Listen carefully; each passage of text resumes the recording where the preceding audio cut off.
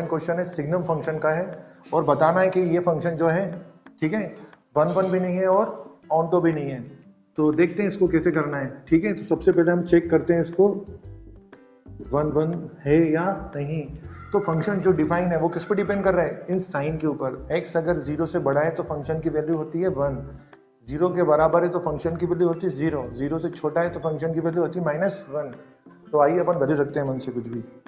Suppose सबसे पहले क्या रखा 2, f2 रखा।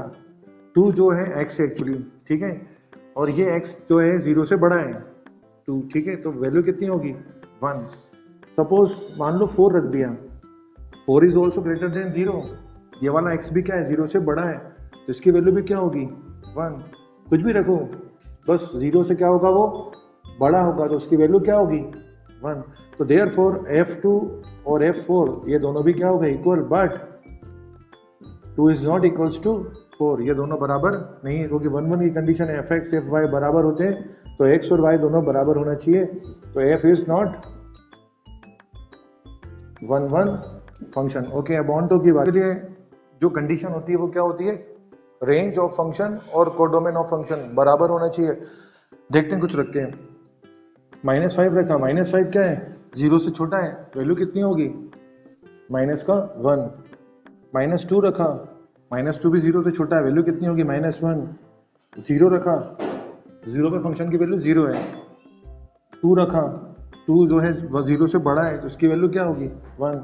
ऐसे ही 5 रखा, उसकी वैल्यू भी क्या होगी 1। यानी आपके पास जो रेंज आ रही है फंक्शन की, रेंज सिर्फ 3 ही नंबर आएंगे, -1 आएगा, 0 आएगा और 1 आएगा। कुछ भी रखो इधर आप, रेंज तो सिर्फ 3 ही आएंगे। ठीक है, तो क्या हुआ यहाँ पे हमारे पास, देखिए आप, रेंज ऑफ फंक्शन क्या है -1, 0 और 1, ठीक है। और कोडोमेन क्या है आपके पास,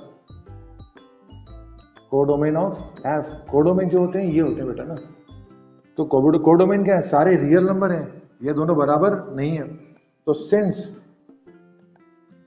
range of f is not equals to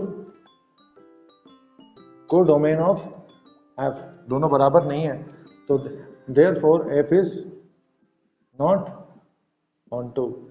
यहाँ फंक्शन जो है हमारा ऑन टू नहीं हुआ।